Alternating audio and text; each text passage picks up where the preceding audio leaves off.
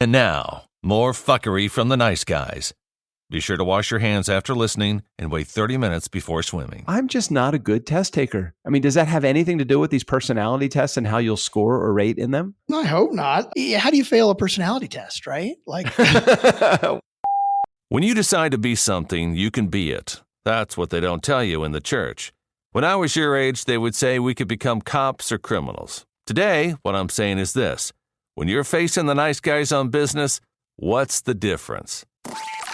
Go from where you are now to where you could be. Get expert tips to grow your business, to be more productive and more efficient, whether you're trying to build influence, grow your community, or make it rain.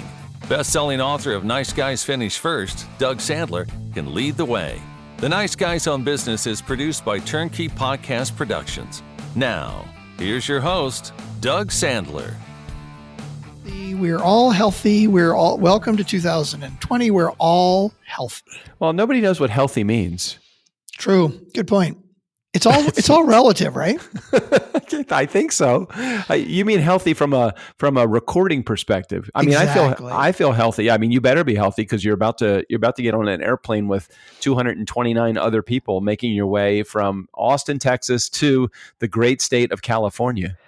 It is funny that you mentioned that because my daughter, New Year's Eve, we hung out in the house and did nothing, and she actually got sick. Not from alcohol. She wasn't drinking. She wasn't feeling well. And so she's still feeling sick. And I'm feeling a little like it might be coming on. And I'm getting on a plane in about 12 hours. No, 24 hours. You better be taking your emergency. Good idea. I'll go get some of that right now. So, hey, welcome back. Welcome back. My name's Strickland on the other side of the microphone, Mr. Doug Sandler. I rarely get sick too. It doesn't happen often. So yeah, you have not been sick in quite some time. I don't recall the last time. I think what you probably should do is just take a whole bunch of Fireball and just completely burn it out of your system. Would that work? Good idea. Yeah, that's a good plan. I like it. I want to know, in looking at my inbox for 2020 so far, by the way, my DJ Doug and Doug at DougSandler.com email are all zeroed out. So now the only thing that I have to get zeroed out before you get here is my Turnkey Gmail account. And I can't just delete all and then just get rid of everything. I like to systematically take things out. But 8 of the 18 emails are actually from one person. You know him very well, I think. His name is Strickland Bonner. I'm trying to find out how to get rid of all of these emails. So what you're saying is you basically you read and action everybody's emails except mine. That's what you're trying to say? Well, no, I'm thinking that you have you've given me some tasks to do. And so, and one of them is one of the topics that I have. It's probably the only topic that I really have on my personal list today, which is actually taking my personality assessment. Oh yeah. Good idea. That's since I asked you to do that like 3 or 4 or 5 days ago. Yeah, I get it. Okay. Well, okay. 3 or 4 or 5 days ago, but you asked me to do it going right into the New Year's holiday. And I have been away, and not away as in permanently away from my house, but I usually use the 31st and the 1st as my days to do some goal setting, intention setting, review on the previous year, and what am I going to be doing going forward. And so now today is day 3 of that, and I'm like, okay, now I have to actually do some work to actually tell you who I am, so that in 2020 I can actually accomplish the goals. Do you check this and make sure that I am who I say that I am? Do I check what? The personality test? The personality, yeah. And if you don't like the personality that you see in me, do you fire me? I mean, what happens? What happens? What happens next? So but what's interesting with this is it's DISC assessments, which is really more about your communication style, right? It's okay, and it's like how you prefer to be communicated with, and how if someone is speaking to you, how they should try to communicate with you. So it's not like full blown, like, Myers-Briggs personality test. It's not like that. All right. So let me understand something, because, this is a year of really even fine tunering, however you say it, coming in closer into, 2019, we really did focus on I think what we have accomplished in 2019, outside of the business stuff and outside of the personal stuff, but really just in our philosophy, is staying within that, at least this is where I was, and staying completely in that zone of genius that I think that works best for me, which is selling and building relationships. Now I've come even closer to fine tuning that in 2020, and I'm going to need some help when you guys get here and just kind of working on that. But it's like I had to write, and I have to write still a couple of emails and make a couple of phone calls to some people that I really need to say goodbye to really in my life. Yeah. And I am struggling with that. And then I looked at the personality, the test that you wanted me to take. And it got me thinking, is there something that's within my personality that makes me or conditions me to avoid any type of conflict? Or like, I don't, it's not that I don't want to talk to them and I really just want to move on from where this relationship is, but it's more like, I just don't want to deal with the conflict. I don't want to do the work so tell me, what do you think? No, Where are you? Look, I'm in the same place. I have, I just got a letter from our accounting firm, our former accounting firm, saying, hey, here's the paperwork to sign to confirm that, we're doing your taxes this year. And it's like, right. I'm not going to be signing that one, but I do need to email them and tell them that they're not really doing our taxes or anything this year. But to your defense, it is more than just you writing it to an accounting firm. It's because you have a relationship inside that firm, and I know that that's a difficult thing, and that's kind of where I am too. Because the few emails and the couple phone calls that I need to make, these are with people and with businesses that I've been doing work with for a considerable amount of time. I'm very curious. And it's are these relationships that you can talk about on the show that you're ending, or no? I don't want to talk about the specific relationships. But I want to talk in theory, and then off the air I'll talk to you. And then when I've made those phone calls, I have no problem in emails. I have no problem sharing results with our community. But I'm concerned that maybe if I tip my hat too early, this could be businesses that actually listen to our show, or we have other relationships with that which could be harmed as well. No, I'm with you. So I definitely, I avoid, I don't know how to handle this shit. I know I avoid conflict too. I really don't like it. And I've gotten much better with it over the last couple of years, but it's a challenge for me. It really is. Yeah. All right. So let me ask some of the questions, not about the specifics, but just about the philosophy in general. Are you the kind of person that likes to drag something out and beat it up and make sure that you go through this paralysis through analysis? Or are you like the Band-Aid pull off kind of person where you just like, let me just pull it off? Even whether you have or don't have a relationship with a business or a person, does that even enter into the formula? Or is it just that you like to avoid everything altogether? Yeah, it definitely does enter into the calculation, the equation. Like if it's one that I'm not sure that I want or need to end the relationship, I will definitely analyze and really, really make sure it's the right decision. But like when it's time, it's like, no, I'm just going to jump into it. But yeah. All right. I mean, it's something that sometimes challenges me, even with things that are completely anonymous or nobody even cares. Like, I'll admit to something. So at the end of the month of December, we signed up for the Hallmark Channel because we wanted to watch a couple of those movies, and we don't get the Hallmark Channel, and they give you a 7-day free trial, and then it's $4.95 a month or $5 a month, whatever. Even just canceling that, it was just like, nobody cares that I cancel it. It's just I have to go through the process, and it's like, okay, there's some admin involved. And even in closely tied relationships in business, there is the admin side of it, and then there's the personal side of it too. And then there's the how is this going to affect them? How do I care how it affects them? I'm a person, so of course I care. I mean, at least I have emotion. So some of that is just my personality type. I don't want to have to deal with anything that is a conflict, even in anonymous situations. That's a tougher one. I mean, I don't have any problem doing that. It's really just like getting around to doing it or figuring out exactly how to do it. Although it is funny because I will get like, I'll do the unsubscribe, right? It'll go, oh, tell us why you're leaving. I'll be like, fuck you. I don't want to fucking tell you. I just don't fucking know. And I do get I feel guilty about that when they ask me that, you know. Okay, I got it. And then what is the proper way to break up with someone if that someone is that you have a relationship with. I'm not talking a personal relationship, business relationship. Is it phone call? Is it email? Is it a text message? Hey, can we talk? Is it so? What's like the proper procedure for that? And that alone for me is a challenging situation to deal with. It totally depends on the relationship. I think like with our accounting one, I'm going to do it in an email because I don't really feel like dealing with the personal, but I have a feeling I may get a text and have to have an actual conversation too.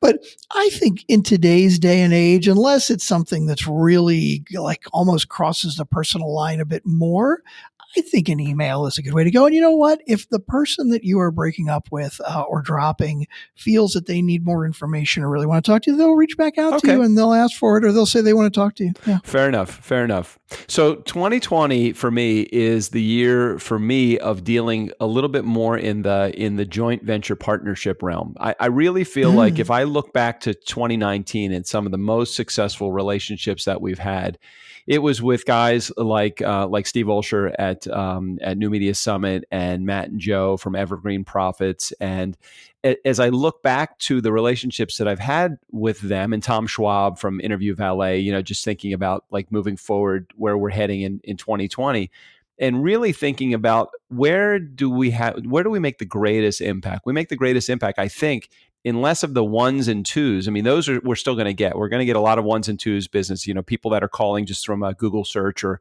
got a referral from a client, and that's great. But the bigger impact, I think, comes from the relationships that we build these joint venture partnerships with. So I think for me, unless you tell me differently or you think that a different approach should be made, and maybe this is part of a much bigger picture that I know that we're going to have this conversation this weekend when we get our whole team together. But for me, I really do think that focusing more on these joint venture partnerships is a way to go. Well, I think it totally depends on the partnership. Steve Olsher obviously has been very fruitful for us and very profitable. We've gotten a lot of business from him. Matt and Joe, I think it looks very promising. I think we've gotten one client from them so far, and so I do see a lot of possibilities, a lot of promise from that.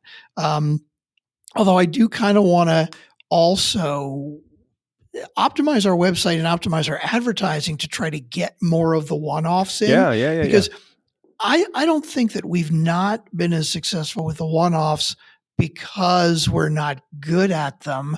I think we just haven't been getting enough of the leads. No, I agree with you. We need to do both. No, I completely agree. I think that we just have to figure out what that fine balance is. I did as a part of our goal setting or whatever intention setting or plans, or actually coming up with not a concrete plan, but just a plan of where is business coming from for 2020. I have probably a list of 10 separate areas where we really can focus. And that's part of what I want to bring into our meeting. And as you guys are listening, Nice Guy community, as you're listening to this, just think about all of the places that you have that you don't realize are potentials for you to get business in 2020. And think about what you did in 2019, like the year in review, and list all of the things that you've accomplished. Because I think too many people don't spend enough time, in the mode of saying, go through, like JJ went through her calendar and she listed all of the things that she was able to accomplish in 2019. And I know everybody that's in our community, it's the same way. Unless you've just been sitting on your ass and waiting for something to come to you, you've accomplished a lot in 2019 just on your own. I definitely think that's true. And I definitely want to see that list before tomorrow when I'm on my way into LA. So we can talk about it and definitely go into that a bit more. I'm very excited about it. I'm going to take a picture of it and send it to you. Did you handwrite it? Is that why you have to take a picture of it? Yeah, well, we were in Terranea, and that's a resort in Palos Verdes, and we were overlooking the Pacific Ocean. We went to a spa for the day. By the way, Turnkey paid for none of this, just so you know. Just making sure you're aware of this. We went to the spa for the day. We bought a spa package. I got a pedicure. It was amazing. I had the whole thing working, man. Nice. Sitting poolside in my robe, my sunglasses in my robe, sipping prosecco, and enjoying some bubbles and glasses of wine, and having some good food. And I really do think that part of preparing properly for the upcoming year is just to do a severe year in review. Also, I mean, think about all the shit that you've probably accomplished in 2019 that you're not necessarily every day giving yourself credit for. Yeah. I mean, can you think of anything anything major that's happened in your world over the last 12 months that you just don't think about enough or you don't think about at all or give yourself any credit for? I mean, I'm not putting you on the spot here. I'm just thinking, don't you think that there's probably a number of areas where you haven't rewarded yourself for being successful? I'm sure there are quite a few places that I haven't even thought about what we have achieved. And yeah, absolutely. I'm sure there are. So I have this JJ received from one of her coaches and her friends a sheet. It's called the year-end wrap-up. It's to a specific community, Amplify Your Success community, and I'll be happy to, with her permission, make this available to our community as well. But it's called the year-end wrap-up, and it's got things like the biggest lessons, the goals you've achieved, wins to celebrate, the tolerations and the energy drains that you've had in your life, goals and dreams that didn't happen. Because gosh, I think back to the stuff that we probably had put on our agenda but never really got there. But the stuff that I also need to let go of to forgive myself for, or we have to forgive ourselves for not having accomplished. I mean, those are like some key things as we get into 2020. Like, shit, do you know all those things that those half-started projects that we never, or the projects that we spent money on, but we never really got off the ground or put a lot of energy into and just never did anything with? Oh, sure. I know there are definitely some of those. I think I couldn't list any of them for you right now. But yeah. I seem to put those back in the corner in the closet. I don't want to think about them either. Right. But yeah, they're definitely that kind of stuff. Yeah. No, it definitely exists. It's definitely true. So getting back to the personality thing, what about a guy that just doesn't standardize test well? Like I think about the shit that goes on in my life and I'm like, I'm just not a good test taker. I mean, does that have anything to do with these personality tests and how you'll score or rate in them? I hope not. I mean, I think that's a story you tell yourself when you say you're not a good test taker and it becomes a self-fulfilling prophecy. But like, how do you fail a personality test, right? Like, well, come on, Strick. I failed many more. I failed many more tests than that. The urinalysis, I failed many of those too. So I don't know what to do. But have you taken this yet? It's only like 24 questions or something. It's pretty quick. No, I haven't taken it yet. Actually, when I was queuing up to wait for you for the for getting on to record today, I'm like, okay, it's time for me to take this test. I'm like, oh yeah, that's one of the 8 emails that I got to get off of my. I'm telling you, by the time tomorrow rolls by, I'm going to have a zero inbox on all 3 of my email addresses, and extremely excited about it. I know that's not your thing. It's not a big thing for you, but for me, it's a huge win. No, it is. It's a big deal. It's good. It's good. I was down to under 10 emails as of last night in Turnkey, and I'm up to like 24 again today, but it's all good. Sorry about that. I did respond to those 8 emails saying, I'll get to this as soon as I can. Right. So it's all good. Those are 8 of them. Although I haven't gotten the results of my personality test yet, which I'm kind of annoyed about. Like, I'm the guy that signed up for this thing, right?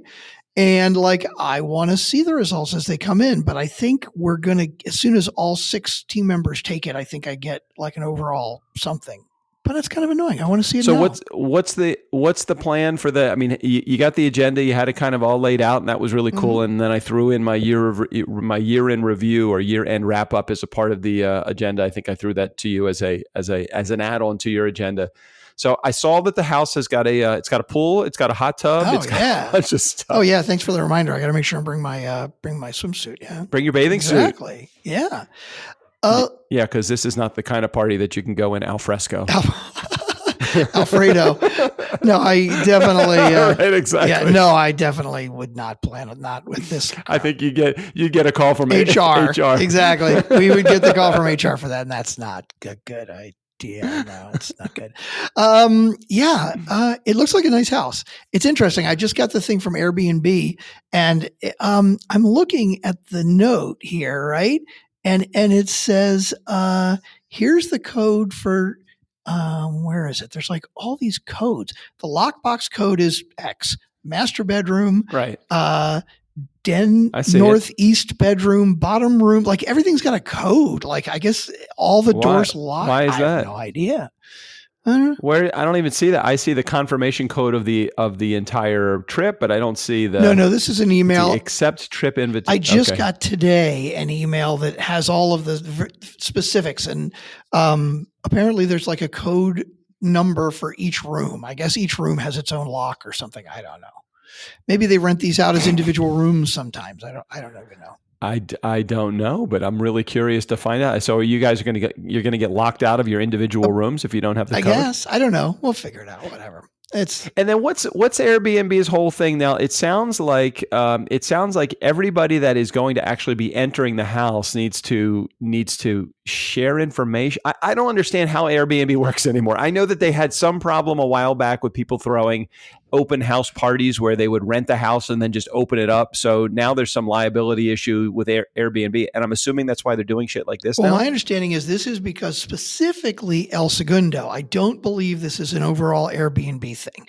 So, because I think there are certain places in LA where it's been banned. Right? Like certain communities in LA where they're like, hey, we're not doing Airbnb at all because people will, have 10 or 12 people in, and it's regular neighborhoods, right? I mean, they're renting out regular houses. And so neighbors would find out that another neighbor is renting to Airbnb, and they would have 10 people over and it'd be loud parties and shit. And so they basically just said, fuck it. We're just not going to let you guys do this anymore.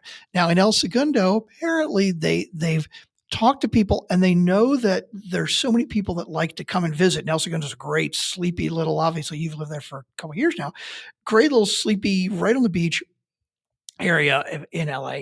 And so there's all these restrictions. Basically, they say you have to sign this thing that says you're not going to have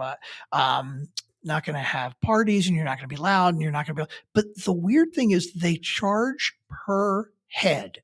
And this is per head of anybody that will be in the house. So we've got. How do they even know well, this? Here's the thing. This is where it gets weird, right? So I'm telling them, I'm like, look, we've got 3 people that live locally. I mean, literally one person lives in El Segundo and is just going to come by. And they said, well, if somebody from the community board comes in and starts counting heads or sees people.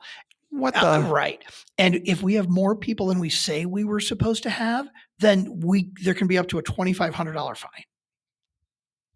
Okay. So, and do they charge per person, or they just want to know who those people are? They fucking charge per head. Like I told them we're going to have 4 people staying overnight. And then I said, oh, and by the way, it may be as many as 7 during the day. And they're like, oh yeah, we got to charge you more. I'm like, what the fuck? It's just stupid, but it's all the city apparently. Okay. Yeah. All right. It's annoying, but it's a nice place. I was trying to find out some of the information about the front door and lockbox access. I don't see any of that. So I'm assuming that you see all of that. I just got the email like 20 minutes ago from Airbnb. They finally sent me all that. So I just haven't forwarded it to everybody, but I will. So we can check in at 2, which is when my flight gets there. We'll work out all the details. We don't need to talk about it on the show after we hit stop. Okay. We'll figure it all out. Okay. Got it. Got it. Well, just in looking, that we do need to let everybody know, we are doing our Funkin' Fans meetup Saturday at the Purple Orchid Tiki Lounge. I love the idea of doing that. No one, however, is invited back to the house. Apparently, we can't invite anybody back to the house. Oh, after? No, we can't do that because then we'll. No. I completely understand. I'm just looking at the backyard of the house. The backyard's got this amazing like grotto kind of area where it's got a almost looks like a lap pool and a hot tub and it's got a whole like rock garden. It looks pretty cool. It looks really nice. I can't tell if that's a fire pit or if that's the house on fire. I don't know what that is exactly. Wow. I'm guessing got to be a fire pit. I'm hoping. And there's a nice little deck outside, like with couches. We can have meetings. It's going to be great. I hope this place is half as nice as it looks. Well, I can tell you, while I appreciate the fact that you made and took care of all the reservations last year for the for the team meeting, the house had a lot to be desired. So. It's funny because I really liked the house. I thought it had a lot of character. It was just that it was so freaking hot because it was in August and there was no AC. Oh, that was the big I forgot mistake. About that. Other than that, I mean, it was a kind of a cool old place that had a lot of character, and I didn't hate it except for the heat. I mean, it wasn't ideal, but this place looks a lot nicer. All right. Well, This place looks really nice. I mean, it looks like kitchen countertops, a Viking stove, all of that. Does it have a grill outside? I'm curious if we are able to. I think it. Do any. Well, I think it does because we need to figure out out what we're going to do for dinner tomorrow night. And I figured we'll cook in. And I was thinking fajitas or something, so we might do some on the grill. So. Oh, I love that fajita idea. Great idea. Okay. All right, cool. No, I'm totally into it, and I love your agenda, and I think everything is. I'm sure everybody is excited to be able to hang out there. We're going to see a couple people that we have not seen since last year, and there's actually a new team member also. So what's the total? We have eight. We have 8 people on our team. I think we got 7. 7 people on our team. 7 coming. So we're gonna meet Jimmy, who has been doing our editing for a good 6 months now. Who is like Jimmy's amazing, and then Chelsea we're going to get to see again, and then Nicolette is coming back. She's our new show note writer. She lives in LA, but she's going to be coming back from Europe. I think today or tomorrow she's back, and she said she would stop by for some of the festivities when she could. Yeah. Okay. All right. So that's going to be fun. So wait a minute. So finish telling about the Funkin' Fan meetup. So anybody that is tuning in now, they know when they're timed with us. So we should post something on Facebook. We haven't done it, but it's Saturday. In other words, tomorrow at the Purple Orchid Tiki Lounge in El Segundo. It's 221 Richmond Street, El Segundo. We're going to be there from 4 until probably 5:30 or 6, and then we're going to do dinner from there. So come on by, and if you do come by, we will buy you a drink. Because we really don't think anybody is going to be coming by. We hope you do. We hope you do. If anybody lives anywhere near LA, we'll get you on the podcast. We're going to be recording an episode probably at the Tiki Bar. And so we could get you on the show. And you just need to come by. Come on, show a little love. Show us a little love. It is the Purple Orchid, and it is a staple of El Segundo. El Segundo is actually a really fun town. There's a whole bunch of places to eat and hang out, and so even if you come there just for a few minutes to say hi and get your free drink and then move on, there is a bunch of fun stuff to do in El Segundo, and it is a beach town. And you could, if you get there at the right time, you could go to the sunset and then come over to the Tiki Lounge and hang out with us because we're there from when to when? 4 to 6. When does the sun set? Usually like around 4:45, right about this time of year. That's early. Yeah, we have a very early sunset. We've ordered it because they know my bedtime is early. I see. So. I'm sorry, we're going to have to. You pulled away from the sunset because we'll be in the Tiki Lounge during that time. So sorry. Well, that's okay. If you go to see the sunset, you could catch the tail end of the Funkin' Fan meetup. There you go. And that'll be good for me because usually like I walk into the bar and it's sunrise outside, it's sunny outside, and I leave the bar and it's dark. So I'll feel right at home. Well, no, I thought you were going to say you get there and it's just sun setting, and then when you leave the bar, the sun is rising. Oh, no, that's right. It's backwards. Usually when I go in the bar, it's dark, and when I leave the bar, the sun is rising. It's sunny. Sun's coming. Exactly. That's right. That's it. You got it. When was the last time that you went anywhere and left and the sun was rising? That's a very good question. Very good question. Wow. I cannot remember. They call that the Dawn Patrol, by the way. Or the Walk of Shame. Well, that too. I cannot remember the last time I was like Dawn Patrol at a bar. I honestly don't know. Yeah. Okay. All right. Hey, we have I think one voicemail in it. I think it is a Jared voicemail, and I think that's the only voicemail that we have this week. I don't know if you've put that into your Zencaster pile of things. Yeah, I got it right here. Let's take a listen. Let's see what it's about. Okay. Hey, Doug. Hey, Trix. Jared here. So listen to Friday's episode. Yeah, I'm a little behind. It was my birthday. I don't feel like I did anything on that day, so I wasn't in my car to listen and enjoy the nice guys, unfortunately. So it's actually Monday, and I'm listening now, and I wanted to call in about the intro to my voicemails. Dude, I got to say, I love it. That's an awesome idea. Kind of like Grover. Anyways, also, you mentioned doing your little intro, Strickland, and which was pretty cool. The type of music I listen to. So I grew up listening to rap, hardcore rap. I did always enjoy some Guns N' Roses, and I listen to a lot of stuff, even a little bit of country. As an adult, I don't listen to much music. I am more in the education, so I'm listening to podcasts as well as books on Audible, things like that. But I want to give a shout out. There's a group on YouTube I found, Small Town Titans, Found them because of the Grinch song. Dude's voice is awesome, and I think they're pretty rad. They do a lot of covers and stuff like that. So Small Town Titans, check them out. This is for everybody. Give them a little love because I think they're pretty cool. Thanks, guys. Love the show. Can't wait to get back to the rest of it. Nice. Small Town Titans. We'll have to check them out on YouTube. And thank you for the reminder, Jared, that I need to do your intro. I need to create it's time for Jared's voicemail intro. Yeah. So wait, is the Small Town Titans, are they the group that sang the Grinch song? No, I think he said they do a lot of covers. I think it's just a local group that he has discovered and wants to, introduce them to the rest of the world. Yeah. Okay. Well, yeah. So is he maybe he can get some commercial free music to play at the beginning of his podcast from the Small Town Titans. We could promote them. That would be fun.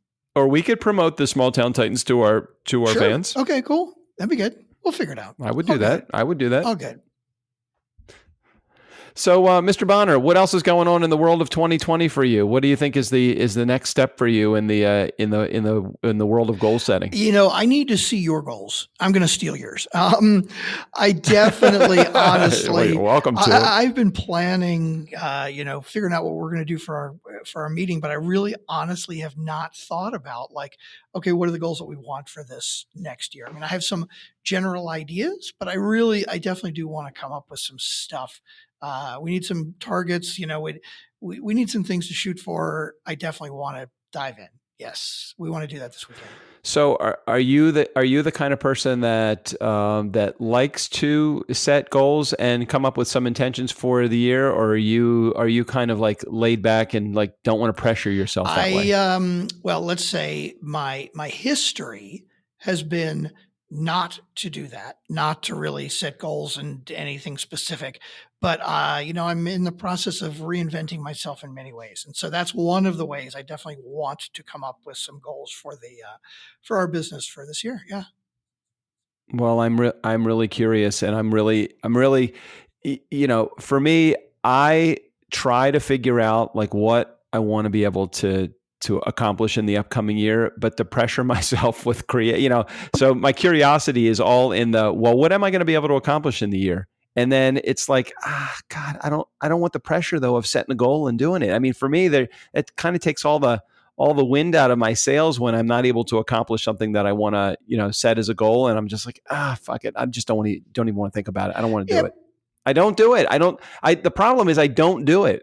It's I want to know what I hope to accomplish. But if I look back and I think it was most obvious to me when I went from 2016 to 2017, I set some pretty big goals in 2016 going into 17, and nothing on the list was accomplished, but a whole bunch of new stuff happened since the beginning of the year into the middle of the year to the end of the year that blew away the goals that I would have set. The idea of being successful was in each one of those things, but the methodology in which I got there was not even close. Yeah, but I think the secret to it is to look at it incrementally and figure out what's going on, right? So let's say that you create some goals, and then you're right. If you don't look at them until the end of the year, then it's what the hell happened, right? But maybe every month or every quarter, you stop and you look at it, right? And let's say at the end of the quarter, this is kind of like Bucky's 100 days, right? 100 days is you get 3 of those in a year, or you do it in quarters, right? Either way works. So let's say you do it in a quarter. At the end of the quarter, you look at each of the goals. And in fact, I think the important thing too is break it down into, okay, here's the goal for the year, right? So this means that by the end of Q1, this is where I need to be. So at the end of Q1, we look at each of these, and for some of them, at the end of Q1, we're going to go, you know what, that one's not even relevant anymore, or that's one that we don't want to do anymore. So we get rid of it. We don't wait till the end of the year to decide that. At the end of the quarter, you either say, you know what, let's drop this, or you say, I'm going to change it up, or I'm going to kind of steer it in a slightly different direction. Well, let me ask you this, though. Do you think that, but void of setting any goal or intention for the year, do you feel like you accomplish less. I mean, now I'm not saying don't have some sort of visualization of the things that you would like to accomplish, like what you want to do or where you want to go or how you want to get there. But just the idea of goal setting versus not goal setting. Do you find, in your opinion, that more people are successful having set goals than having not set goals? I don't know. I mean, I've never really done it very much. So when I've done it, I have not been successful at it, but I think it probably just means that I haven't really focused in on it or haven't really done it right. I don't think that means it's a bad thing to do. I don't know that there is a right. I don't know that there is a right. There's so many ways to approach it. It's like, God, there's so much pressure at the beginning of the year to say, this is a new year and we're going to set, I'm not just talking about professional goals, but I'm talking personal goals too. This is where I want to be professionally and personally. This is the beginning of the year. There's so much pressure in that, other than just, why couldn't you just, even on November 2nd, say, okay, here's what I want to accomplish in the next 5 days. Like I hate to say it, but I use like my to-do list is, if I know that I get through my to-do list and the tasks that I have on my list or the things that I have as projects, I know that I'll be successful. Why do I need the beginning of the year to be the jumping off point for all of that stuff? Well, any time could be the jumping off point, but I think the idea is to plan beyond 5 days. That's really the difference. It doesn't matter when you start. It's just the new calendar year is just an easy, clean place to start. But, instead of just, hey, here's my to-do list, I can get all this done in the next couple of days. Cool. There are certain things that you need to plan longer term if you actually want to, make them work, right? Yeah, I guess so. Or you just have a team that will do it all for you. You say, here's what we're going to accomplish. Okay, somebody designed the step. But like that, the part for me that's the challenge is, okay, actually, how do we do that? Like, let's say that we want to have a goal. And let's say the goal is, for the next 12 months, we want to have 10 new clients at $10,000 a piece, $100,000 of income. I'm just using hypothetical numbers here. Actually setting the goal of having $100,000 of income, I'm okay with that. I'm okay with setting a goal, saying that. I can't force anybody to say yes to my sales attempts. All I can do is the work that's required to get us to a point where we've made $100,000 in sales. Where they actually come from, I don't. Some people would say, well, if you know how many prospecting calls you need to make or how many webinars you need to make in order to put people into the funnel, and then the funnel has a 12% conversion rate or whatever it is, and so you're going to make $650 every time you do a webinar or whatever the numbers are. It just, to me, it's like, oh God, that's like so much work to have to do all that, and then you have to do the action behind it, and then what happens is that all of this new activity comes to light over the course of the year. So then you're like, well, what about this original goal that I set to do these 15 webinars? Now that's no longer a goal because I have these other 5 things that I want to put into as a part of our marketing plan now. And so there's always pivoting, there's always adjusting. And when I adjust or when I pivot, I feel like if I've set it as a goal and then I pivot from the goal, I feel like, well, that didn't work out. That was a failure. So that's why for me, sometimes it's better not to set the goals, just to set the idea of, I want to get more business and I'm going to work on it and I'm going to work on a plan and I'm going to work as hard as I can or as smart as I can to get there. But I don't want to be kind of bound by the goals. Like, it's kind of like our financial planner. And, I love Rich and I know that you respect and I respect him too. But, when a financial planner or what would you consider what he does? It's like, okay, if you did X hundreds of thousands of dollars, okay, well, you need to continue that or you need to boost that by 20 or 30%. Like, well, how do I know? I can't control that. How many people say yes? Okay, but I think, and we've talked about this a bit before, we just haven't gone into a lot of detail about it. It's not as black and white as that, because you're correct. You can't control if people say, only so much can you control whether somebody says yes or no. But there are other things that we do have control over. Like, first of all, how many people do you get in touch with in the first place, right? How can we bring more people in? And if we can just bring more in to talk to you or talk to the sales team, how do we get the right people to call in? And going back to what you said about, hey, when I do something else, something else comes in the fray, and I do that instead, then this gets pushed aside. I think the important part of that is doing it intentionally. I read this book on Pixar and like how Pixar got started and how they grew, and they have this constant struggle because of the technology, right? I mean, they do obviously digital animation, and it takes 2 years or more to create a Pixar movie, right? Yeah. So the technology when they start is totally different from the technology where they end. And so what they struggle with is, hey, we're 6 months in and now we have this amazing new algorithm that can do hair really well. Okay, so do we go back and fix the hair from the early, or do we? So the way they got around it was right. They use matchsticks, but the matchstick is just like a placeholder, right? Basically, they say each matchstick represents 100 work hours. Okay. Like it'll take 100 hours to do this. And this is how many matchsticks we have. Okay. So if we decide to do something else, they've basically all been allotted somewhere.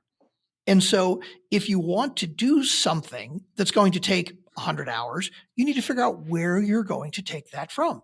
So the way I would use that for us would be when you see something of like, hey, we've got a new JV partner that we really want to put some time into because we really think they could be helpful, and we want to wine and dine them, or we want to really, come up with a plan with them. Okay, well, how much time will it take, and where should we take the time away? In other words, should we intentionally skip 2 months of webinars because we want to focus on this instead? Well, how do you know what the future looks like if you can't determine whether, so somebody comes into your peripheral vision that you think could be a good, in my case, let's take out this joint venture partnership thing. Somebody comes along that you're like, hey, this could be a really good joint venture partner. Now I'm going to have to give up something in order to take on this JV partner, or I'm going to have to cram it into my schedule, which is generally how I would work anyway. It's like, okay, here comes another opportunity for me. And then I kind of lighten up the gas pedal on something that may be working, but may not have really, really been. Let's say a joint venture partnership that I'm working on right now is worth $20,000 a year, but there's one that's coming in, even though I got the one that's worth 20, there's another one that's potentially coming in where I'm going to have to let up the gas on some of the $20,000 joint venture partnership because I don't have the bandwidth to cover this other one that I think would be more valuable. But you don't know until you start to get into it if there's going to be success in it. So partly my struggle is okay, prioritization is key.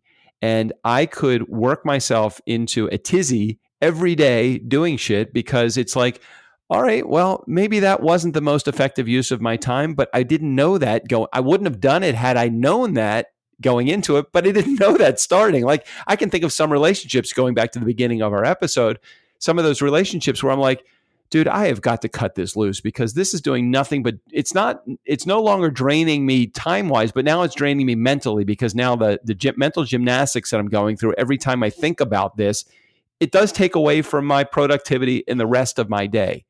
So I don't know until I get involved sometimes that it is going to be a profitable or a fruitful relationship. I just think that, oh, well, here's an opportunity. This could be fruitful. Let's follow that path for a little while.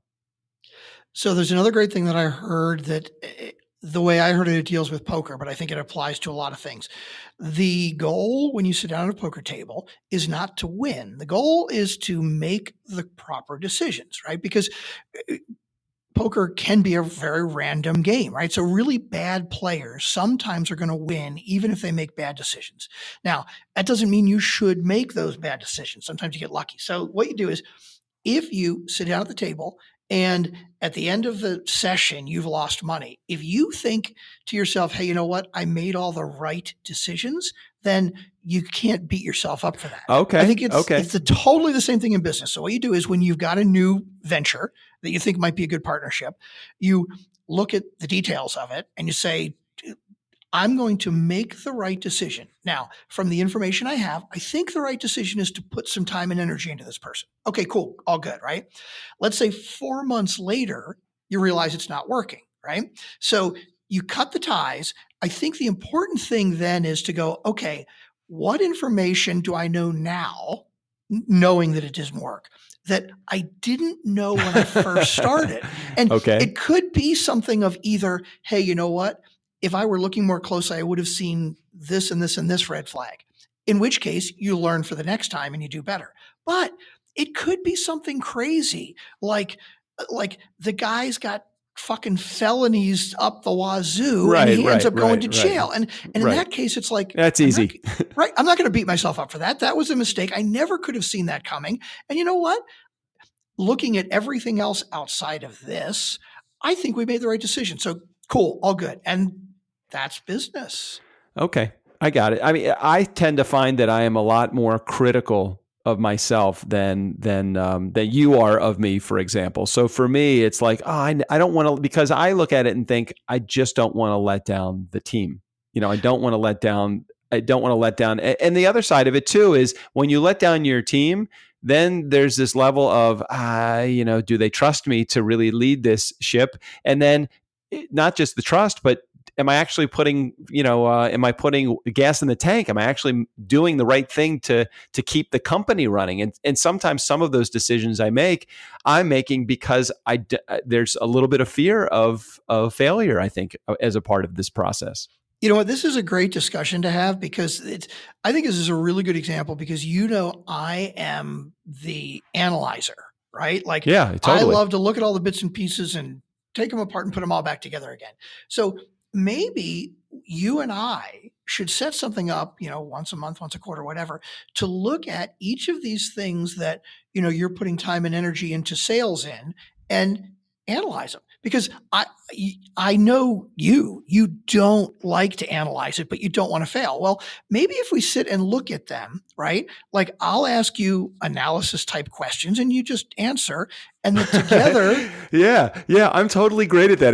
If somebody could say to me, but some of the decisions are made so on the fly. I hate to say that, but many of them are. Okay. It's like, that's what relationships are all about. You have to make the decision on the fly. But then I think if once a month or every other month or whatever, if we look at it, I'll ask you certain questions that'll be like, okay, you made the decision on the fly. All good. I back you. I support you. But was it the right decision at the time? And is it still the right decision now? And that's all we got to do is look at it and not to say, okay, let's beat you up because it was the wrong decision then. It's really all about, look, moving forward, let's make sure we're doing the right thing. And I love that stuff because we've had this discussion before about there's certain things that I see us doing and I'm like, this isn't really helping us. And sometimes your answer is, no, but it is good. It is good. And it's like, okay, well, let's talk about why it's good. Yeah. Right. Yeah. Where you just feel like it's good because you don't want to feel like you failed. It's like, oh my God, I put so much time into this. I don't want to fail. But when I say it's not working, you got to realize I'm not saying this isn't working. You're a fuck up. I fucking hate you. No, what I I'm know saying that. is, dude, I know that. Anything that is gone is gone. Let's make sure to not put bad money to good or bad time because your time is fucking valuable. I hear you. I mean, some of the ideas that we've bantered about, whether it's spend more time searching for those JV partnerships, turning more guests into clients, SEO, website development. I'm like, I look at it like, I don't want to put any time into web development or any time into SEO because is that really where you get your business from? And I'm like, for me, that doesn't attract me at all. But some of that stuff attracts you, and that's why I'm glad you're here because it's like, no, Doug, this is something that we really need to focus on. This is something that you don't have to do. I'm not asking you to get involved in it, but just know that this is something that we need to do. It doesn't excite you. I got it. It's digital. It does not excite you. There's no relationship or selling involved. It's more just passive stuff coming our way. Like I don't want to get into the report. Like I think one of the guys that you hired at some point did a report on our website, and I'm like, I got like literally 500 words into it. I'm like, what the fuck am I reading? I know, it was really long. That is so not it was not your interested thing. in it. Not your thing. I'm like, okay, just make a decision. I don't care what the decision is. Just make the decision. Do whatever you want to do. But you know, it's funny. You and I both looked at funnels like, right. Like I see in theory how it works, right? But come on, does this shit really work? And you know what? You've dove in. We've got a product that's a do-it-yourself product, and you're fucking crushing it with the funnel now. Well, okay. So the funny part about that is the whole idea of the funnel. The reason I was so not attracted to it to begin with was because there was a $5,000 price tag attached to putting together a funnel, and I haven't seen one of these fucking funnel things that work yet. So I see them work with other businesses, but I haven't seen anybody that's close to me where I really felt like it really worked. So there was an opportunity at an event that I'm in that somebody basically said, hey, give me $200 to come to my conference. You'll get the $200 back when you get to the conference, and we will walk through this step by step. I'm like, this is a no-brainer. They're giving me a funnel. Why don't I do it? And so I did it. And fortunately, the first webinar that we did fell flat. The second one that I did, which was our webinar to our list, and we made four sales, maybe 5 sales coming from that. And so there's $2,000. So that totally much more than paid for the investment that it took to get me to go to the event. So you take all of the obstacles away from me. Like if somebody said to me, hey, doing SEO for your site, I'll do it for you. I'll do it free for you. And just give me a percentage of everything that's converted as a result of the advanced SEO and the leads that you get. And I would do that. So like, okay, you've just taken every obstacle out of my way. I just think that so many times, so many of the services that we look into and so many of the things that look at investing in are smoke and mirrors. Yeah. And I'm not saying that I think that people are shysters that are doing it, but they forget this came easy to them. Just like putting a podcast together, how easily does that come to us now? Pretty easily, right? Totally. Exactly. Yep. But you say to somebody that's never launched a podcast and they say, hey, can you show me how to launch a podcast and to make money from that? And you say, yeah, sure. That's easy. Well, let's show you how to do it. And here's how much it costs. And we'll be able to do that for you. And they get 6 months in, like we have some people in our community and you know who some of our clients are and you know who some of our clients that have gone away are. And it's like, oh no, I tried that for a year. That didn't work for me. I'm like, it fucking didn't work for you because you treated this like a hobby. That's why it didn't work for you. Yeah. So if somebody were to come to us, this is interesting. If somebody were to come to us right now and say, hey, would you build a podcast for me and work based upon a contingency on the percentage of sales that I make as a direct result of the podcast? Would you be willing to do that? I don't know that I would say no to that, but I don't know. I'd have to be convinced that they're willing to put the effort into actually making a podcast work for them. Yep. I don't know. A lot of shit that happens. It's like, okay, what motivates you? What motivates me is not spending money on shit that doesn't work. That motivates me. So I'm not gonna spend money on shit that doesn't work. And then the other thing that motivates me is building a relationship, making a sale, and watching somebody do what we teach them to do and actually take advantage of that stuff and do it well. When people tell us that they want to do it and then you see obviously that they're not doing it, that just bothers the crap out of me. And I can't get beyond that sometimes. Yeah. So I don't know. Well, we are 51 minutes in and we've actually hit a number of good business advice topics today, which is unlike us, really, really very unlike us. All right, well, let's leave it there then. If you guys want more information about any of the stuff that we talked about, well, especially you'd be interested in launching a podcast, we do have a program called the Ultimate Podcast Launch Formula. You can just go to turnkeypodcast.com/DIY for do it yourself, DIY, and check out the information on the Ultimate Podcast Launch Formula. And if you want more info on that, we'll be happy to share it with you too. Just reach out to me directly, Doug at turnkeypodcast.com. I think, do we have actually a link in the show notes now for all of that stuff that I just mentioned? Okay, cool. So yes, you can do that now. So wrap up for the 2020 New Year. Is this our first episode or first us episode coming back in the new year? Yeah. It is. Okay, so today, what's today? It comes out tomorrow. The 3rd is when it's coming out, and everybody needs to come see us at the Purple Orchid Tiki Lounge tomorrow, which is the 4th of January. 4:00. We won't talk any podcasts, and we'll promise. We'll talk more about Fireball and what else are we drinking? Fufu tiki drinks. little umbrellas, exactly. Yeah. Cool. Okay. Well, we hope to see you all there. Steve O'Brien, go ahead and take us out of here. For the Nice Guys on Business, I'm Steve O'Brien. Thanks for listening. Bartender, Doug here's going to have a Cosmo, and Strickland is going to have a Fireball on the rocks. Not the little glass. Yeah, the big one, the 24-ouncer. Oh, and they'd both like a little umbrella. Just give me the bottle and charge them as much as you can.